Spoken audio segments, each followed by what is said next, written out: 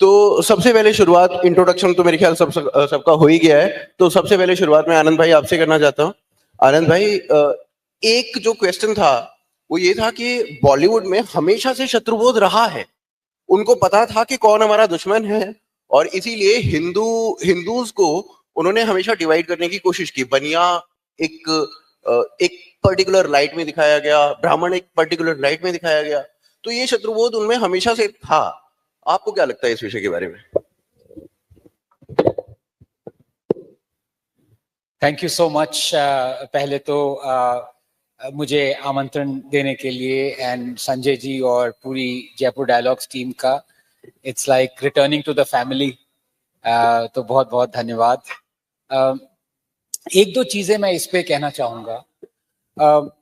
सबसे पहले तो ये, जैसे आपने कहा कि ये शुरू से ही बॉलीवुड का ये एक प्लान था,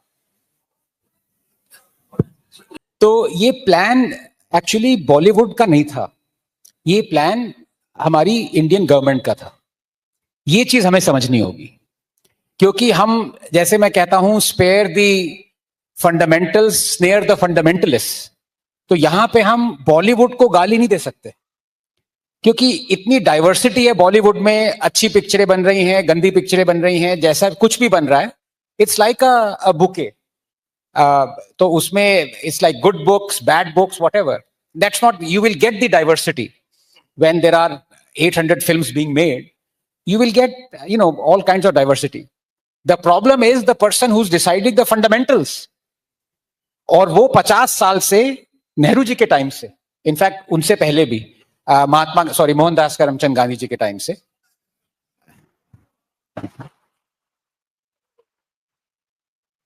ये एक प्लान्ड, मैं इसको कॉन्स्पिरेसी नहीं कहूंगा, ये उनकी वे ऑफ थिंकिंग थी। तो वो, जब उनकी वे ऑफ थिंकिंग ऐसी है, तो it can no longer be a conspiracy. And the design was, we will have appeasement, जो अगर आप गांधी जी के टाइम से देखिए तो खिलाफत मूवमेंट, उसके बाद और सारे, कल ही हम बात कर रहे हैं, मैं उस पर आऊंगा, वंदे मातरम का। अपीजमेंट के, जैसे मैं कहता हूं कि 3 स्टेजेस थे। पहला था वेलफेयर, दूसरा था वोकफेयर, और तीसरा है वॉरफेयर। अभी हम तीसरे स्टेज पे आ गए, वॉरफेयर पे। तो स्टार्ट हुआ वेलफेयर से, जो आपने पहले से ही कह दिया कि जो माइनॉरिटी का जो तबका है, उनको हमें वेलफेयर स्कीम्स प्रेफरेंशियली देनी है, because they are weaker, they need our support. और ये एक हिंदू मेजॉरिटी नेशन का ये दायित्व बनता है कि we give preferential support to people who are needy. In fact यहां तक तो आप जानते हैं, मनमोहन सिंह जी ने कह दिया था कि they have the first claim और राइट्स टू रिसोर्सेज। तो वेलफेयर देना शुरू किया, हज सब्सिडीज दी, मौलवीज को सैलरीज दी, reservation for minorities institutions even though they were funded by the government, hundreds of other things, iftar parties, जो भी है। फिर वो धीरे धीरे आया कि इससे भी ऊपर चाहिए, वो फिर आया वोकफेयर के डोमेन में। और ये वोकफेयर में आता है कि आपने यही नहीं किया कि अपीजमेंट दी, आपने ये हिंदू के माइंड को भी पॉइजन करना शुरू कर दिया कि you don't have a culture, और योर कल्चर इज बैड, और सेल्फ लोदिंग, रिडिक्यूल, उसके डोमेन में ये arts, theatre, books, text books, music, ये सब उसमें आया। और ये एक तरह से इंग्रेंड हो गया। उदय जी मुझसे ज्यादा ऑफ कोर्स जानते हैं, इन्होंने इतना इस पे एक्टिविज्म किया है। लेकिन मैं एंड करूंगा ये कह के, we can come back to this circle, कि सब ये 50 साल से जानते हैं।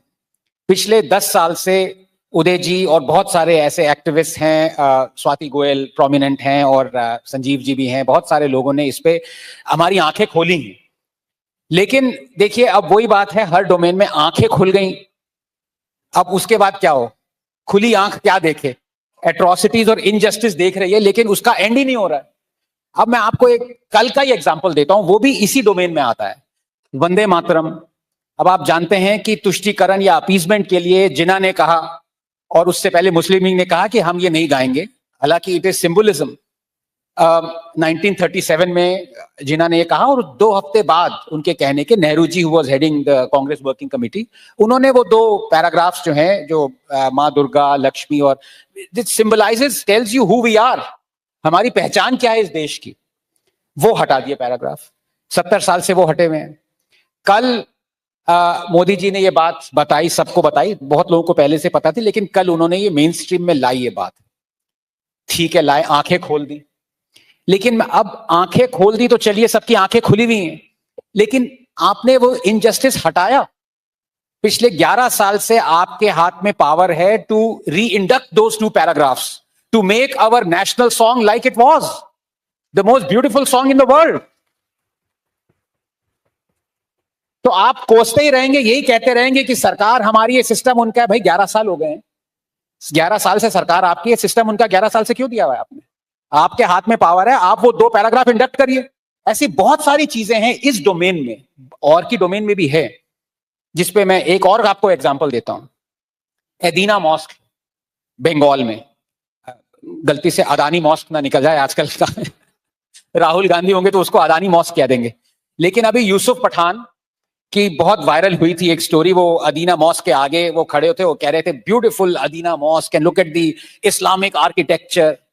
अब ये बेवकूफी की बात है, चलिए वो तो इग्नोरेंट है उनकी, मैं वो नहीं कहूंगा। It went viral because lot of people appreciated it without realising कि आप जरा यूसुफ पठान से हट के पीछे देखिए, अभी भी आपको मूर्तियां दिख रही हैं उस वॉल में। That was a temple converted into a mosque, you can see the shivling line there. लेकिन मैं वो कहना चाहता हूं, हम कब तक यूसुफ पठान को कोसते रहेंगे? क्या ये यूसुफ पठान ने कहा था कि हमें अब और कहीं शिवलिंग ढूंढने की जरूरत नहीं है? किसने कहा था? डॉक्टर मोहन भागवत ने कहा था कि यूसुफ पठान ने कहा था? तो आंखें खुलने की एक बात होती है, एक्शन की दूसरी बात होती है। अब आपको शिवलिंग वहां दिख रहा है, गिरा पड़ा है, in fact it is one of the ruins, you can see the shivling of quote unquote Adina mosque. Whose responsibility it is to reinstate that, consecrate that shivling? But if you say we're not going to look for shivling, हर मस्जिद में शिवलिंग नहीं ढूंढना है, तो ठीक है, 500 साल तक वो शिवलिंग गिरा पड़ा था, 500 साल और तक गिरा पड़ेगा। सो अब हमें कोसना बंद करना है। If you have the power, then remove the injustice. Otherwise, don't open our eyes.